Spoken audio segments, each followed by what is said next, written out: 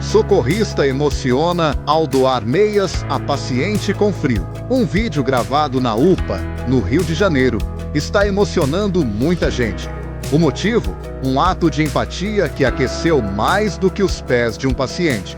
Na cena, o socorrista do SAMU retira as próprias meias e as coloca nos pés de um homem deitado em uma maca que estava com frio. Em meio à correria e aos desafios da saúde pública, atitudes como essa lembram o valor da humanidade nos pequenos detalhes.